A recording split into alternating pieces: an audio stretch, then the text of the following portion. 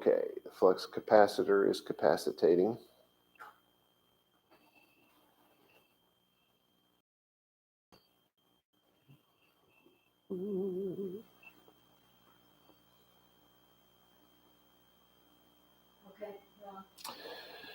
Good afternoon, or morning, or evening. Depends on where you are in the world.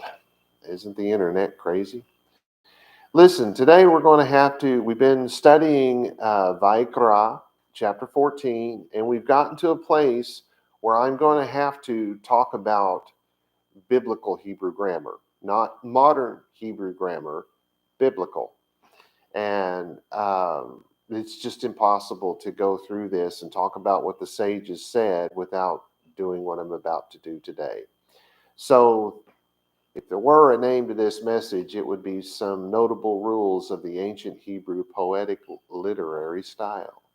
Subtitled, How the Torah is One, Not a Merging of Many. All right. We are going to be highly dependent upon a man named Umberto Cassuto.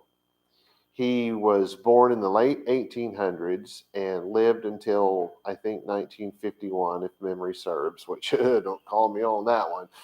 Anyway, back in the 1800s, throughout most of the 1800s, if you were going to be highly sought after, a very highly esteemed scholar of the time, you had a academic pedigree that would have been heavily built upon the colleges in Germany. That fell apart, of course, with World War II.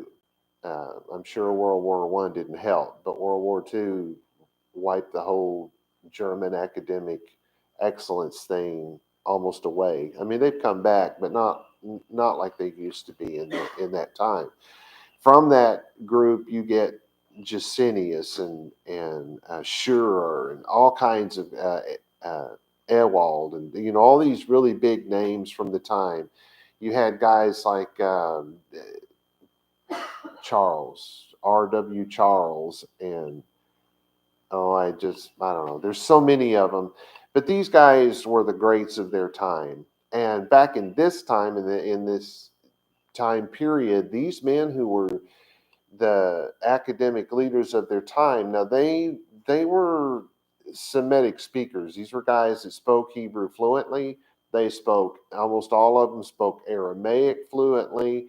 These are guys who most definitely spoke Latin fluently. And by the way, Latin is not a dead language. It has never been a dead language, as the truth of Hebrew as well. Hebrew has never, ever, ever been a dead language. That's a bunch of nonsense. I think pushed mostly by Hollywood, to tell you the truth. It is so those two languages are not dead. People still speak them. And but in the 1800s, if you were a scholar and you couldn't write your dissertations in Latin, you weren't a scholar. So from the 16, 17, and 1800s, you wouldn't believe how much of my research is done in Latin. So I couldn't speak it. I don't know what the words are supposed to sound like. I've never heard anyone speak those words, denomineo, padre, I mean, I've heard some of that stuff, but not spent a lot of time in Catholic churches. So I don't really know how it sounds. I could certainly read it and understand it. These men could speak it as a conversationally, you know what I'm saying? That's the main thing. If you can get to the point where you can speak conversationally, then you can say you speak a language. So they were masters of Hebrew, of Aramaic, of Latin, and of course of Greek. These men from these major institutions were powerful in all of those languages. English sometimes didn't belong to these men. Cassuto is one of those. And of course, German. Much of this work was done in the German language and had to be translated. And so Cassuto is one of those guys that he wrote most of his works were either written in Hebrew or written in German. And if I understand correctly, most of his work was actually done in German, as was the case with Flusser. Somebody else I forgot. Flusser's our time, but closer to our time. I should say our time. I took classes from the guy. So anyway, uh, so this is Kasuto was a man who had the language skills. He was an absolute expert in the Mesopotamian. Uh, what do we call that? The poetry of Mesopotamia.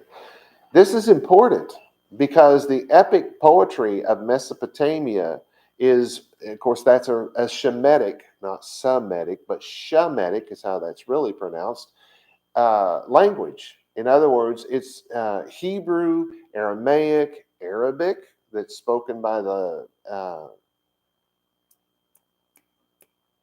Arab world. All I could think of was Latin. I'm like, that's not right. The Arabs, that's a Shemitic language. And the funny part is, I got to thinking about that the other day. You do realize that they claim that Abraham, they call him Ibrahim, but uh, those are the kind of differences that when you go from one Shemitic language to the other, they have much of the same words, but they pronounce them differently for the most part. So they claim that our Abraham, our Jewish Abraham, that was never actually a Jew, came from Mesopotamia. So he was Hasdai. He was a Chaldean, is what we call him now. That he was their father. Well, that would mean, since Abraham was actually married to Sarah, which they call Sarah, Abraham and Sarah, if you don't know who I'm talking about, those two had children, and from them you get the Jews. And Abraham had let's just call it a affair with another woman. Her name was Homer. Well, that's how they say it in America. That's awful. Homer. Uh, she is the mother of the Arab nation, Abraham being the father. That makes them a half breed nation, which is kind of funny when you read their uh, Sharia law and all that, talking about, the Sunni group is a bunch of half breeds and we're the purebred, and then the Sunnis say that about the Shiite. Really?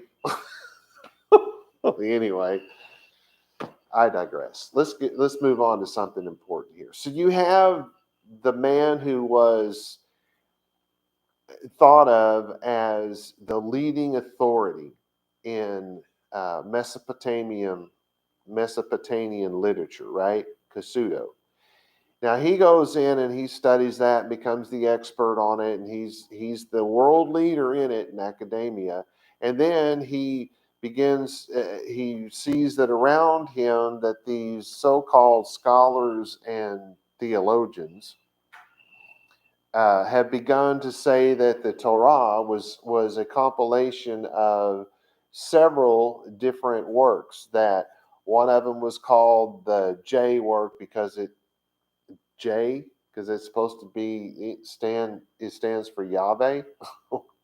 Okay, well, of course they were calling him Jehovah at the time because they didn't actually know any better. Anyway, so you had the people who call the parts of the Bible of the Torah that called him Yahweh, and the parts that called him Adonai, and the parts that called him El Shaddai, and so on and so forth. And they say that this proves that this was written by different people. Well, somebody who took the time and spent the time studying the works of the Mesopotamia. You have to understand, this is where we come from. This is where Judaism and the Jewish Bible and the Christian Bible and the Mormon Bible, all of that, literally, the origins come out of Mesopotamia, right? It's not a Greek work. It never was a Greek work. Greek stuff was just translations of the Hebrew, the Shemitic foundation from which it came. So this man goes in there and learns the grammar rules, figures everything out. He starts hearing people talk that way, and he's like, wait, what? No. No, this is the origins are Mesopotamia, whether you like it or not. And their writing style is in the epic poetic style. So the grammar is identical. Let's start working on some examples here. I should probably get this in my hand, right? Yeah. All right. Kusuno wrote this, and I'm quoting from his book, which means he didn't actually write this. This is a translation of what he actually wrote. But the translation says, it's not my translation, it's the translation in the English book.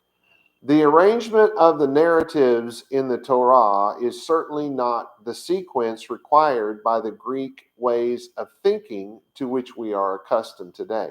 Rather, does it follow the thought process of the ancient East, which are not generally in accord with those of the Greek and modern writers.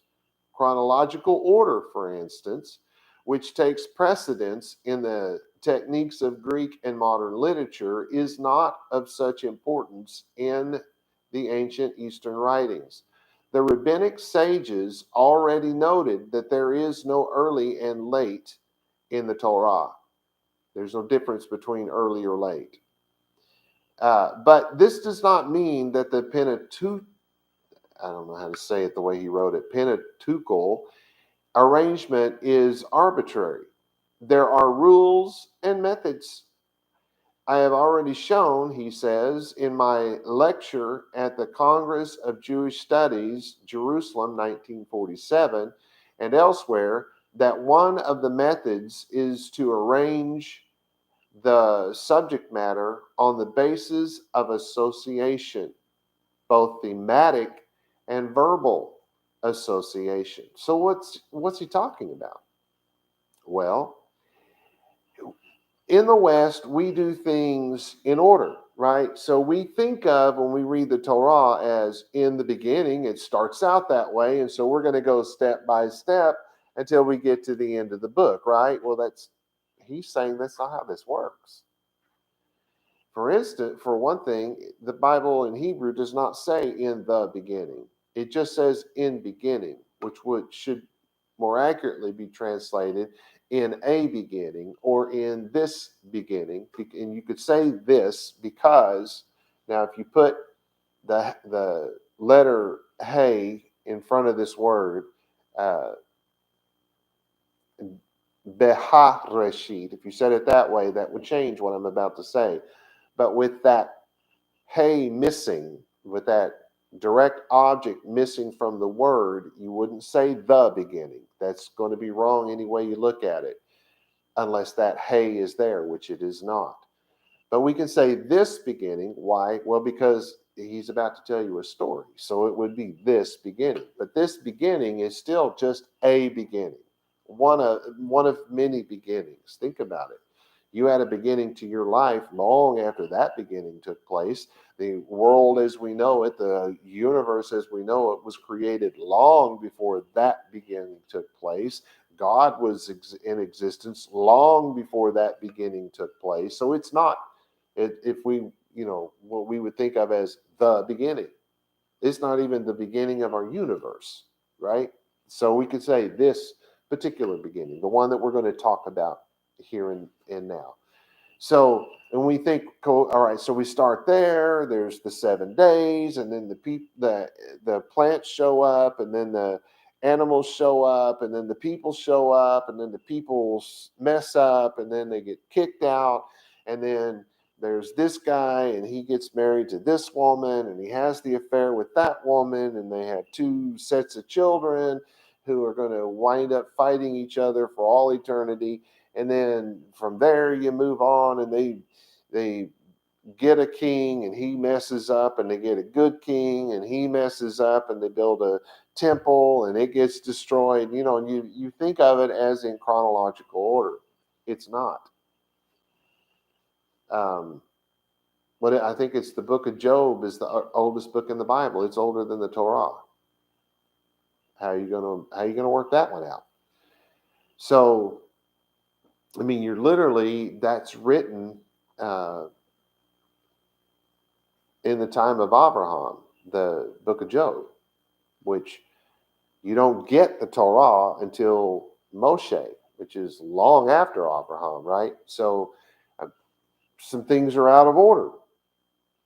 And is this wrong? Did people who put it together not know what they were doing? No, it's exactly right.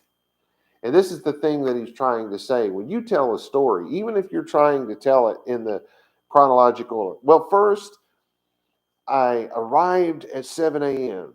Then I was walking across the street, and all of a sudden, out of nowhere, boom, this big giant green thing. Wait, let me back up. Well, before I got there, I was thinking about this, and then I was doing that. I was thinking, wouldn't it be weird if there was this green thing? So now we're going to jump back over here. Then all of a sudden, there was this big green thing, right? So what you're doing is you're trying to tell the story in chronological order, but you have to skip around. You have to, oh, wait. I'm going to have to jump back and give you this little piece of information so that you can understand what's going to happen in the next event. Well, that is telling it not in chronological order. That's telling it by association. Now, even in Hebrew, when they start talking about so-and-so begat so-and-so, begat so-and-so, begat so-and-so, then people start looking at that and saying, wait a minute, this says right here that somebody's grandfather was begotten by his grandson. What? And so, see, you can't trust the Bible. No, there was an association. So the begottens are moved around to fit the association. So if you don't understand the Hebrew rule here of association, you think there's a mistake. And there's not. It was done on purpose. Okay. Now, one of the things that's going to come up and probably already has, but I haven't really talked too much about it in these laws where we are right now, is the changing of the plural to singular or singular to plural. Casuto wrote this. The change from plural to singular, which occurs a number of times in these verses, is common in biblical Hebrew, and particular in poetic style. In other words, it's exactly the same way in the Mesopotamian epic poems. It breaks the monotony and of the oft repeated recurrence of the same termination. That's very speculatory of him. The truth is, he doesn't know why. And all of that study, he couldn't actually tell you why the subject changes from the singular to the plural back and forth, sometimes 2 or 3 times within the same sentence. Now, he doesn't know why. He just thinks, well, it breaks up the monotony. That's going to be a good example somewhere else, or a good argument somewhere else, but that's a terrible argument here. The truth is, we don't know what the rule is to decide whether something is plural or singular. In some cases we do, but not in all. So changing the person, which is first, second, and third, Casuto wrote, another variation, this time it is a change of person. In other words, from third to second person, which is also common in the poetic diction, as he put it. So why the Torah repeats so much? Casuto said, I'm going to get to some things here in a minute and kind of pull all that together. Casuto explained that the text first gives a summation. This is where I'm explaining it. This is me saying something about him. Basically, repeats the summation, but then adds the details. This is my summation of what he taught. These repeating verses create a parallelism. They also create a deeper understanding by saying the same thing in a different way.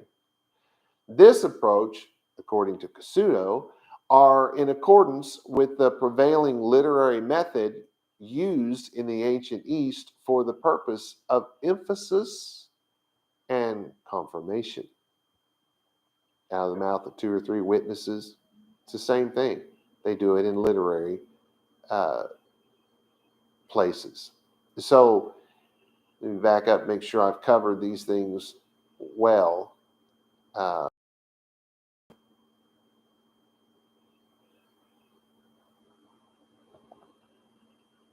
So changing of the plural in the singular, we're not sure of.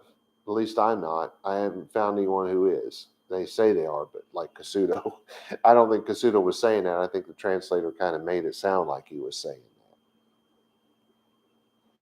Because I think that Casuto would have said, hey, this is my guess. This is speculatory on my part, but here's an idea.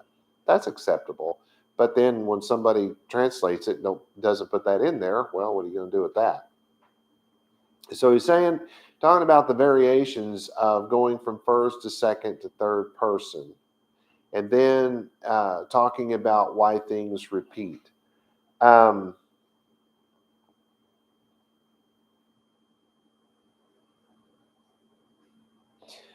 biggest problem that we have with understanding plurality and singularity and the number, as it's called in linguistics, first, second, and third person.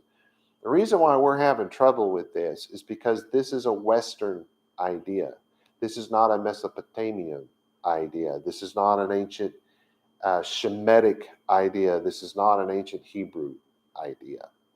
These are Western, Latin, Greek, English, Western language ideas. And so we're trying to force what we think of as plurality and what we think of as singularity into the text. Because we know that im is a masculine plural ending used of a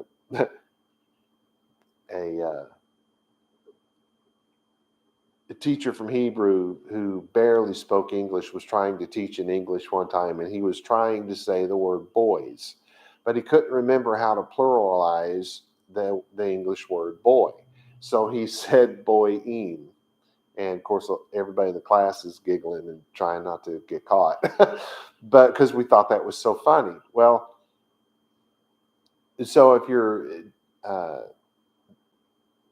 banim, you're going to say it that way, and you call that a masculine plural. And so they do use it to that end in the same way that we would put an S on the end of a word. But that's not the only reason why they use plural and singular, right? There's other reasons for that.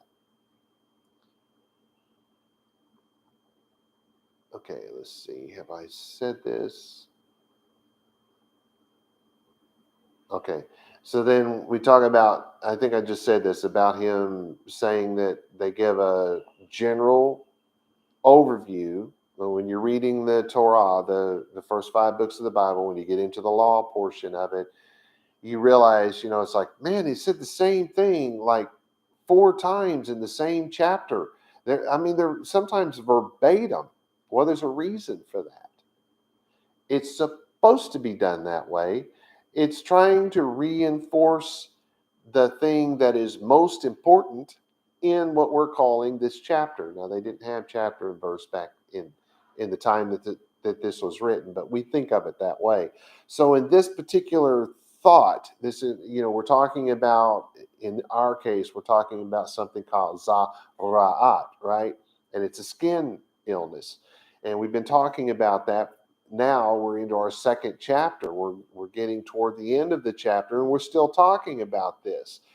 But while we're talking about this, the verses keep just saying the same thing over and over and over again, because they're trying to show the importance of this subject, and they're keeping it tied together by this repeating process.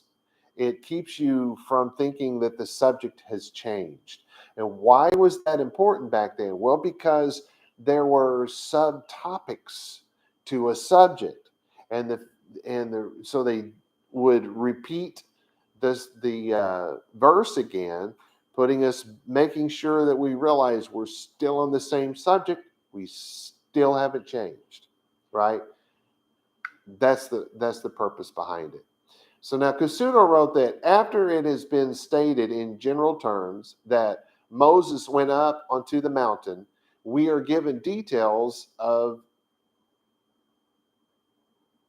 the ascent and going up, in accordance with the literary method of first making a general statement and thereafter mentioning the particulars. So he's giving a really good example. We hear that Moshe went up the mount to be with God. Then they come back in and they tell you a whole bunch of details. They're telling you what God said to Moshe, what Moshe said to God, what God told Moshe to say to the people so that they didn't follow him up the mountain and all that kind of stuff. You get the general, he's going up to be with God in the first sentence, and then they break it down and give you more and more detail as you go. This is on purpose.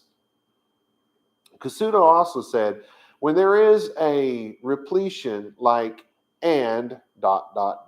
said dash and ...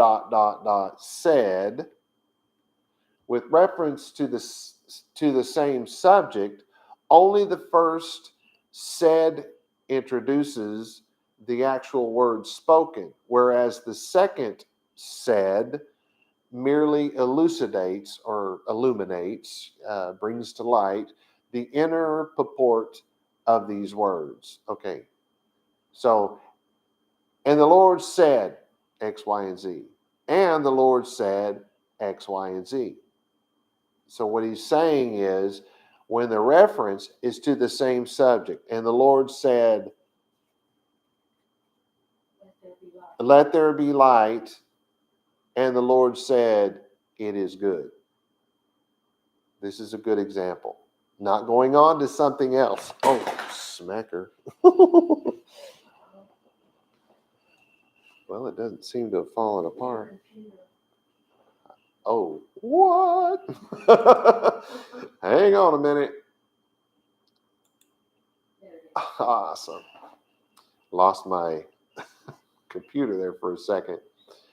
Okay. I hope you guys follow what I'm saying. He's saying that the first one, and the Lord said, let there be light. Only the first and said on the let there be light, it introduces the actual words spoken. Whereas the second and it was good merely elucidates the inner purport of these words. So let there be light introduces the spoken words, and when it says and said it is good, connects the it is good to the let there be light. It's the explanation of the let there be light. God said let there be light, and guess what? That light was good. Right? So you got to keep that in mind, because this goes throughout the Bible. For instance, when you read the Bible and it says, don't seethe your, is it the lamb and the mother's milk? Something like that. And then the next sentence, or I don't remember if one leads, I don't remember which comes first, that or pay your tithe. I think it's pay your tithe, and then it goes to don't seethe your lamb in its mother's milk, and then it goes back and repeats something that was ahead of it to let you know that you're on the same subject. So here's not knowing these rules, not knowing how this works. The Jews will now not eat cheeseburger. They will not put meat on their pizza, right? Because they think that there's a possibility somehow that the cheese that was made out of cow's milk might get mixed with the meat from that cow's offspring. And so since you can't take that chance, you can't eat a cheeseburger. Well, what they didn't know, because this came out of the dark ages, this thinking. This is not, I know they're modern days, they're connecting it to the cheeseburger and the pizza, but this comes from way before modern times. And the problem was the sages didn't know that was an idiom, and the explanation of an idiom. Because another thing that we learn from the Mesopotamian teachings is that here's how you know what an idiom means in the ancient Hebrew Bible. First, it will tell you the idiom. Don't seethe the kid in the mother's milk. That's the idiom. And then it'll tell you that idiom means you're supposed to pay your tithe first.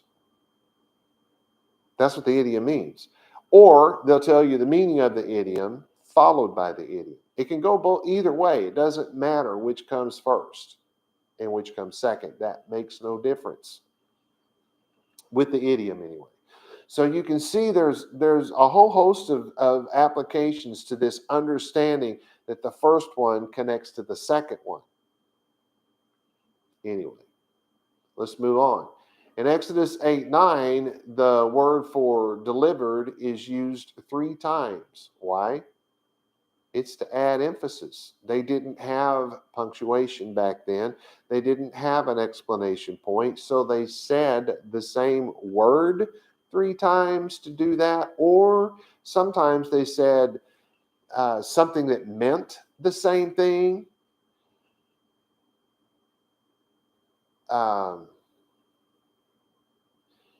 Hear, O Israel, the Lord your God is one, and you will love the Lord God with all your heart, with all your soul, and with all your strength.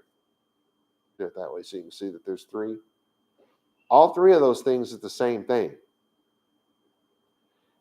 So what we're getting here is emphasis. So what are they trying to say? You don't hold anything back. It's idiomatic. You don't hold anything back. You give God everything you have to give. And if you're saying, well, but I'm holding back just a little bit, no, you're not giving God everything you have to give. All right. Casuno also wrote, it may also be added that the triple reference to an important subject accords with a common literary practice. So he's mentioning here that this was common in the time. Lots of languages did this. Some still do. Even in America, we do that in English. You'll say the same thing over and over again, trying to give some kind of emphasis to it. That comes from Mesopotamia. Casuno said this, it is actually difficult to determine the distinction between the 3 synonyms in iniquity. God, I'm trying to put it in inequality in here. Iniquity, which is avon, he said, which signifies to turn actions aside from the straight course. Now he's comparing that to transgressions, which is the Hebrew word pesha, essentially an expression of rebellion, and then the word chata'at, which is sin. Etymologically, he said, an act that misses the desired mark. Possibly, it was not intended to differentiate between 3 varieties of sin, but to mention various synonyms in order to cover the entire range of wrongdoing. You understand, I teach this as an absolute. That's exactly what this was. This was 3 ways of saying exactly the same thing. And why is Casuno not saying it that way? Well, because he was probably the first person to ever say it. So he's trying to introduce the academic world to an idea that is brand new and basically scary, because the people of academia of his time that went before him, that were still there, the people that are 10, 15, 20 years ahead of him, they've all got a whole lot of explaining to do about why their stuff is so inaccurate. Now that this man came along and pointed it out, he's just kind of trying to be polite here. That's all I'm saying. I'm guessing, but I think that's what he's doing. So now, why the different names of God? Why did one guy say Yahweh and the next guy say Adonai and the other guy say Elohim and so on and so forth? Well, Casuno wrote this. The Bible uses the name Elohim and not the tetragrammaton, which is in Hebrew, it's just the letters Yod, Hey, Vav, Hey. Remember, it goes right to left. Yod, Hey, Vav, Hey. Which we would write in English, or we should, YHVH. V like Victor, H. All you're ever going to see is W's. That is so wrong and so German. Because in German, in the German language, the W made the V sound. So it was supposed to stand for Yahweh, not Yahweh. Anywho, the letters, just those 4 letters of the Hebrew name of God, are called the tetragrammaton. So that's what he's talking about. He says the Bible uses the name Elohim and not the tetragrammaton, for this is the usual procedure in conversations with non-Israelites, so long as there is no intention to make an express distinction between the God of Israel and the heathen deities. Well, what does he mean by that? Well, the Bible uses Elohim of God, but it also uses it of false gods. When they talk about idols and false gods and stuff like that, they use the word Elohim, right? And sometimes they use Elohim of God himself. But usually it's when they use the tetragrammaton and say a God, because they're using Elohim for God, right? They'll say his name and then call him God to indicate essentially to the Jews that this is the God, that this is our God, this is the God we're speaking of at the moment. But it is used in general terms when it is not being used specifically to Jews for Jews. When we get outside that realm where we're going to be connecting ourselves to non-Jews, Elohim is going to be our word. Cassuto also wrote that when a theme pertains essentially to Jews, Scripture uses the tetragrammaton. So if we're talking about we're the only ones affected by this, we're the only ones at Sinai, we're the only ones being given this law in this moment, they're going to probably use Yahweh, not the word Elohim. Thus, he goes on, the 10 words, the 10 commandments, use Elohim because they concern all men. The 613 details on how to live according to the 10 words pertain to observant Jews.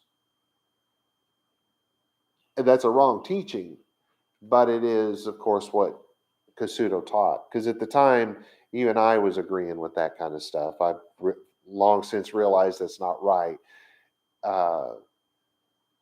Partially because Shaul, the guy the Christians call Paul, he actually wrote that every man in every life that he lives, in other words, the now life and the afterlife, is subject to the law of God. Yeah, that's in his writings. Anyway, so why do scriptures not match from Exodus to Leviticus to Numbers to Deuteronomy? They don't seem to match. Cassuto wrote, the divergence, that's the unmatching, of form can be classified as follows. So he's going to break it down. A, the addition or omission of the vav. This is something that was artistic on the part of the Jews, and when they would write out, because remember, they're writing the Torah out, going from their right to their left, which may look backwards to you. I'm not sure. It looks backwards to me on the monitor. They wrote this out on scrolls, and they wrote it trying to make it look like a series of curtains. And so they were adding vavs to make the curtains hang on the imaginary rod. It was a kind of an homage to the temple and the curtain that went across the Holy of Holies, is at least where I think that came from. So that vav will change something. If the something is written in the positive and they put the vav in front of it, it will change that sentence to the negative. They're doing that on purpose if the sentence was supposed to have been taken in the negative. So they put the vav there to switch it to do the opposite of what the writer has been forced to say the opposite of what was actually said. And you're supposed to know that by where these vowels are located. Of course, when you're looking at it written in a book like not a scroll, you're going to have trouble with that. You have to look at that via a scroll to follow that. But that's one thing that causes the form to change from one book to the other. Why? Because the words fall in different places in the curtain. Some of those will be where the vowel needs to be added. Some of them will be where the vowel does not need to be added. And one will be in the positive and one will be in the negative because of that vowel. So he's saying, look, there's reasons for them not to seemingly match. They do match if you know the rule of the vowel and have a scroll that you can follow to get it right. So that's one thing that causes it. And the next one is the substitution of cinnamon instead of nutmeg. No, synonymous expressions like, he gives the example, remember or observe. So they have it like Shema Yisrael, right? Yahweh Eloheinu, Yahweh Echad. There's a really good example right there. Somebody's going to write, hear, O Israel. Somebody else is going to write, listen, O Israel. Somebody else may even write, remember, O Israel. Somebody else might just write, observe, O Israel. Someone else may write, obey, O Israel. And who's right and who's wrong? They're all right. Because Shema means all of that. In fact, Shema is built of three ideas. You must first hear it with your physical ear. Then you have to understand it with your whole heart, mind, soul, all that, everything. You have to understand it wholeheartedly. You have to know what's being said here. And then you have to act upon it. Where the idea of observance means. So he's saying, that causes a lot of stuff. Because even if you're speaking Hebrew, especially in modern times, you're going to break stuff down to one or two meanings, maybe not all of the possibilities, because some words you could break out 30, 40 different words that could be used for a single Hebrew word. So you may see something as a problem because you know it as observe or obey, and the other guy knows it as listen to and understand. But you're both right. You're just not completely right. All right. Another one, he says, variations in the order of the words. They think that because one person writes it one way, one verse in Exodus is written with the words in a certain order. The man ran across the road to the next book, and it says, across the road, the man ran. You're like, oh my God, that was a mistake. No, it's not. I mean, you can even hear that in English. It's the same thing. We just don't say it that way. But every other language does. I mean, if you speak Spanish, that wouldn't have thrown you at all. Or Hebrew. I mean, you would have caught that too. It's just two different ways of saying it. So the layout, the order of the words does not have to match. That doesn't, and just because they don't does not make it wrong. It doesn't have anything to do with it. Just one guy said it one way and the other guy said it another, and it does not matter. They're both saying the same thing. All right. He then gave the example. Lost my little scrolly thing. Here's the example. I've got it in quotes. In the book of Exodus, it is narrated that the Lord proclaimed the Decalogue, that's the Torah, first five books of the Bible, to the people of Israel at the revelation on Mount Sinai. Whilst, he loves that word, or his translator did anyway, whilst in the book of Deuteronomy, we are told that Moses reminded the people after 40 years of what happened at that time. To some, this would seem like a contradiction in that Exodus says Moses read the law at Sinai, while the book of Deuteronomy says he read it 40 years later. However, The stories are actually the same. They are simply told differently for poetic reasons.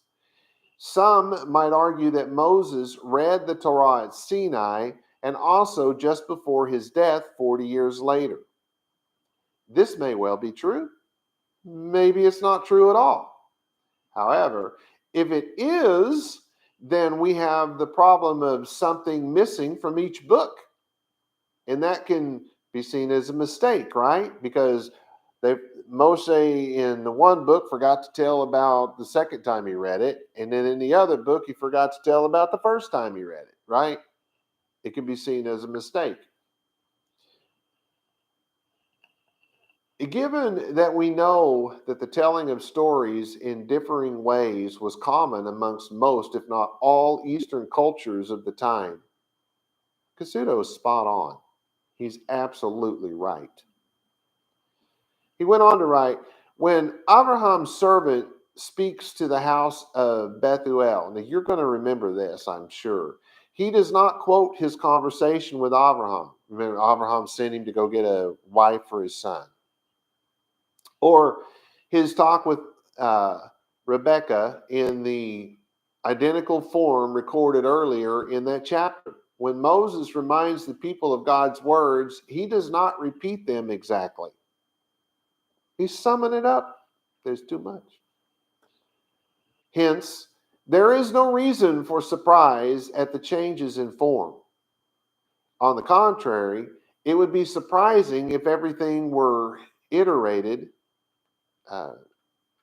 rewritten, with complete exactitude. Now that would raise my red flags way more than the fact that they're not exact. All right, let's talk about missing text. Do I have time? Yeah. I better hurry. No, I'm getting there. Cassuto wrote, a break in a verse indicates, as is well known, that something that was originally in the text has been omitted.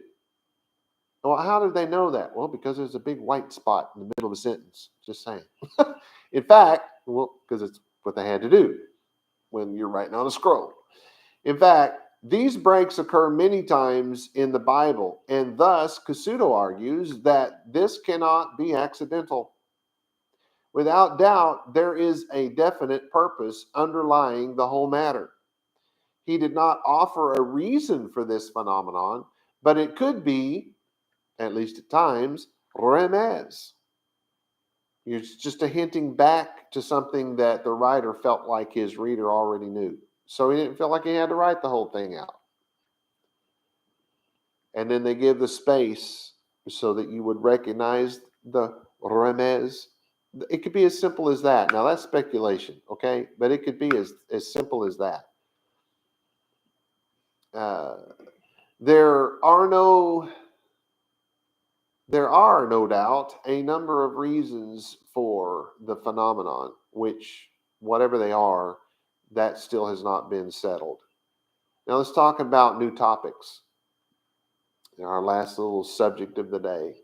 Cassuto wrote, the formula that customarily precedes an isolated regulation, and the Lord spoke to Moshe saying, those words very specifically, which compromise a separate topic.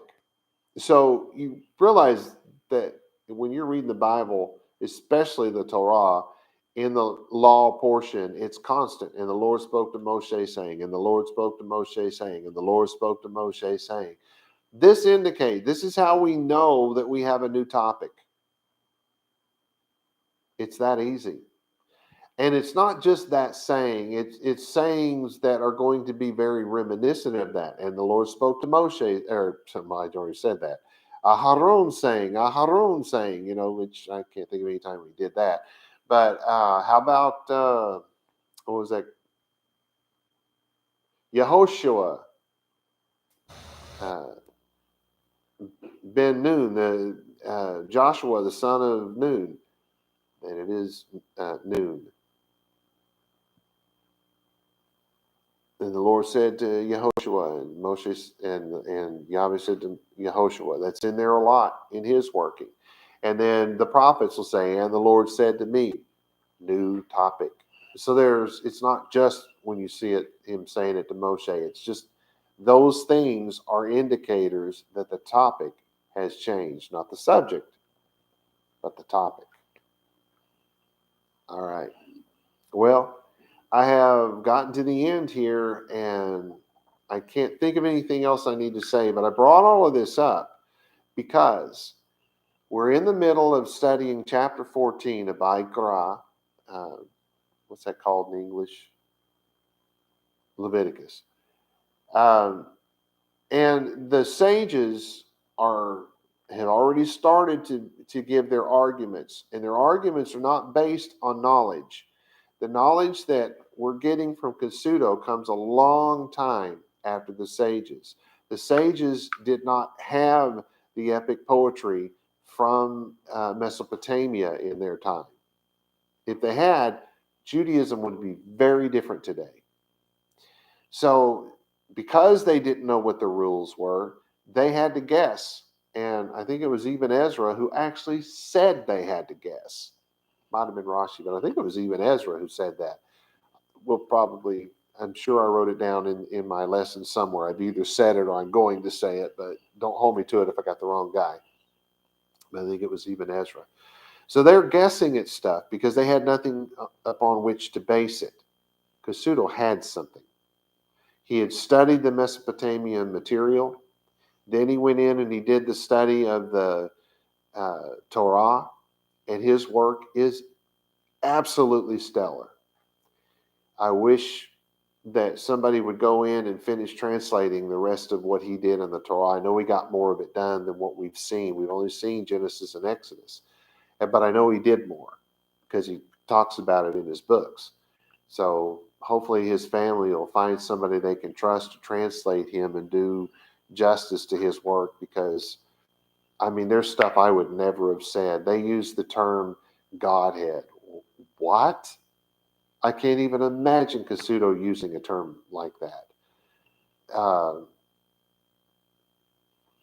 I wouldn't do him that way. I wouldn't show that kind of disrespect. If he said it, I'm sorry for the guy. If you weren't disrespectful, then I'm sorry. But I think you were being disrespectful. Anyway. So these things are going to come up over the next week or two for us trying to get through the end of the chapter. And now that you have some detail here, I feel like I can move on. So we're there. Shabbat Shalom, y'all.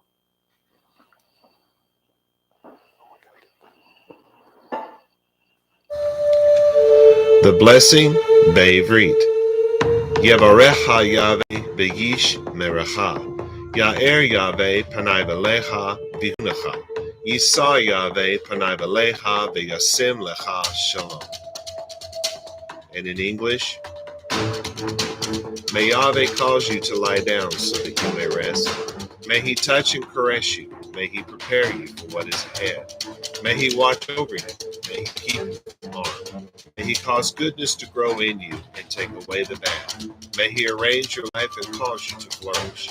May he cheer you up and gladden your heart. May he cause his light to shine through you.